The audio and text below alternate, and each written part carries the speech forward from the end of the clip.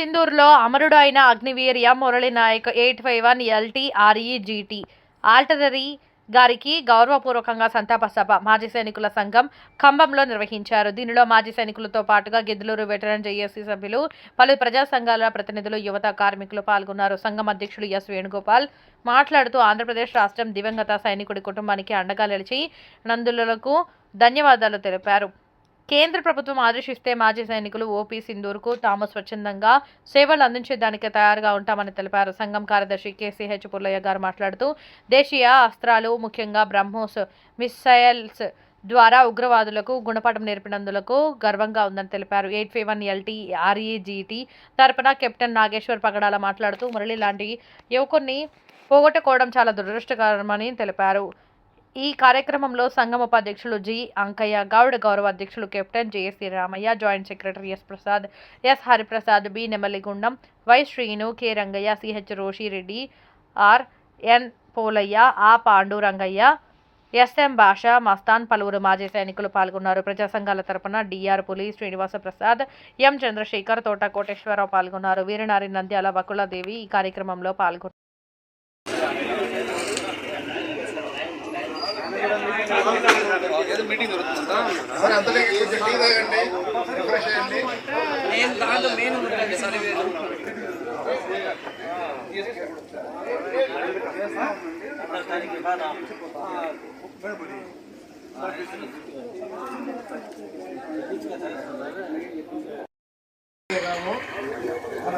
ఖాళీ చేసినందుకు చాలా సంతోషంగా ఉంది.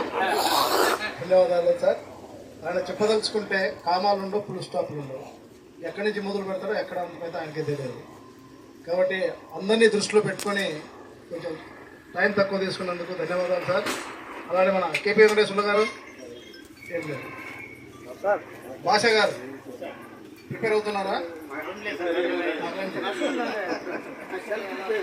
కానీ ఒకటి సార్, పెద్దవాళ్ళందరికీ రిక్వెస్ట్ 2 నిమిషాలు తీసుకోండి. టైం మిగిలితే మళ్ళీ చెప్తాం. నాకు కూడా చెప్పాల్సింది కనీసం గంటన్నర ఉంది. పిల్లయ్య సార్ ఉన్నారు, ఆయన గంటన్నర తీసుకుంటాడు. కానీ 2 నిమిషాలు క్లుప్తంగా చెప్పదలుచుకున్నది సూటిగా.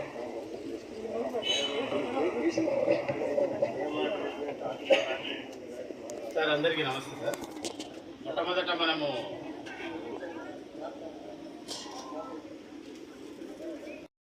కెప్టెన్ నాగేశ్వర సార్ గారు చాలా క్లియర్గా చెప్పారు. ఎందుకంటే ఆయన రీసెంట్గా వచ్చాడు కాబట్టి లేటెస్ట్ డెవలప్మెంట్స్, టెక్నాలజీ ఎంత పెరిగింది, పాతకాలానికి ఇప్పటికీ ఎంత డిఫరెన్స్ ఉండింది. 99లో మేమున్నాం.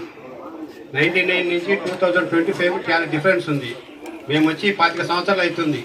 2000లో మేము రిటైర్డ్ అయ్యాం. ఆ కాలంలో మా పద్ధతి ఎందుకంటే స్లో మోషన్ ఉండేది, అప్పుడు టెక్నాలజీ కూడా అలా ఉండేది. ఇంత వైడ్ పబ్లిసిటీ ఉండేది కాదు. అప్పుడు వాళ్ళు అయితే మాట్లాడేటోళ్ళకి తెలిసేది. ఆర్మీలో కమ్యూనికేషన్ డిపార్ట్మెంటు లేకపోతే క్రిప్టోగ్రాఫర్లకు మేము లోపల కూర్చొని బయట నుంచి తలుపులు వేసుకొని లోపల చేసినా కానీ ముందుగా తెలిసేది మా డిపార్ట్మెంట్కి, సైఫర్స్కి. అప్పుడు పబ్లిసిటీకి తర్వాత పేపర్లో 4-5 రోజుల తర్వాత వస్తే తెలిసేది ఎవరిని కొట్టినారు, ఎవరు గెలిచినారు. కానీ ఇప్పుడు అలా కాదు. రన్నింగ్ కామెంటరీ మాదిరిగానే ప్రతిదీ ఆన్ ద స్పాట్ తెలిసిపోతుంది. అలాగే టెక్నాలజీ కూడా డెవలప్ అయిపోయింది. అప్పటి వరకు ఇప్పటి వరకు చాలా పేరు. అలాగే ఇప్పుడు సార్ గారు నాగేశ్వర సార్ చెప్పినందుకు చాలా క్లియర్గా చెప్పాడు. బ్రహ్మోస్ గురించి, దాని క్యాపబిలిటీ ఏంది, ప్రపంచ దేశాలు ఎలా దానికి ఆకర్షితులై డిమాండ్ చేస్తున్నారు. ఆ బ్రహ్మోస్ వల్లనే ఈ విరామం జరిగిందని పబ్లిసిటీ చేస్తున్నారు.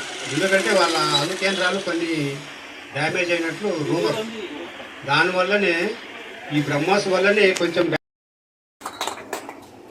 ఏదో గవర్నమెంట్ నుంచి ఏదైనా ఇస్తున్నారు, కానీ ఫస్ట్ టైం పర్సనల్ ఫండ్స్ నుంచి కూడా ఇవ్వటం అనేది జరిగింది. సో మీకు చాలామందికి తెలుసు, కానీ క్లారిఫికేషన్ కోసము, కన్ఫర్మేషన్ కోసం చెప్తున్నానంటే, వాళ్ళకి 5 ఎకరాల పొలం, తర్వాత ఉద్యోగం 99% వాళ్ళ ఫాదర్కి వస్తుంది. ఎందుకంటే ఒకటే కొడుకు అబ్బాయి. ఇక వాళ్ళమ్మ అంతా చదువుకుంటేనే ఇంకా బేల్దార్ పనులు ఏదో చేసుకుంటూ బతుకుతున్నారు.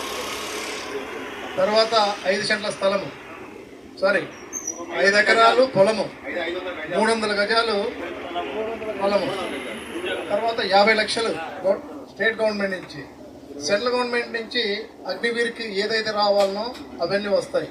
అదనంగా ఏదన్నా ఉంటే కంపన్సేషన్ జేఎన్కే నుంచి అది వేరే ఉంటుంది. అది కాకుండా అక్కడి మినిస్టర్ సవితమ్మ గారు 5 లక్షలు ఇచ్చారు, పవన్ కళ్యాణ్ గారు 25 లక్షలు ఇవ్వడం జరిగింది. ఇది కాక ఇంకా చాలా స్వచ్ఛంద సంస్థలు కూడా వస్తున్నాయి, ఇంకా ఈ ఫ్లోటింగ్ ఉన్నాయి, కానీ అఫీషియల్ ఇన్ఫర్మేషన్ మన దగ్గర లేదు కాబట్టి దాని గురించి మనము మాట్లాడటం లేదు. ఇలానే ఈ యుద్ధంలో 2-3 సంఘటనలు చెప్పుకోవాల్సినవి ఉన్నాయి. ఒకటి, మహారాష్ట్రలో చనిపోయాడు 2 నెలల బేబీ, మీరు చూసే ఉంటారు చాలామంది. 2 నెలల బేబీతో అది చేపించారు, అంత్యక్రియలు చేపించారు, మీరు చూసి ఉంటాను అనుకుంటాను. సచిన్ యాదవ్ వాళ్ళ అబ్బాయి పాప అనుకుంటాను. అలానే మహారాష్ట్రలో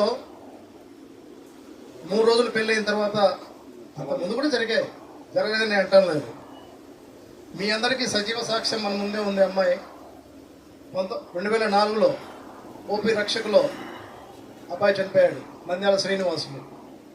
అప్పుడు 3 నెలల గర్భం.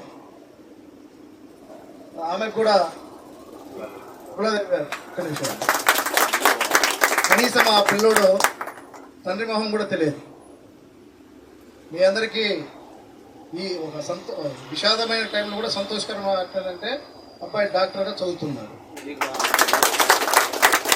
వాళ్ళ నాన్న చేసిన త్యాగానికి అబ్బాయికి ఫలితం దొరుకుతుంది. అది కూడా చక్కగా అబ్బాయి 2 చేతులతో అంది పుచ్చుకొని కూడా చేసుకుంటే ఒక మంచి డాక్టర్గా ఒక 4-5 ఏళ్లలో మన ముందు వస్తాడు. నాకు తెలిసి దీని గుండెనే అబ్బాయికి ఆ సీట్ దొరికిందని నేను అనుకుంటున్నాను. సో కాబట్టి థ్యాంక్స్ అమ్మా. అలా చెప్పుకుంటూ పోతే ఎన్నో ఉన్నాయి.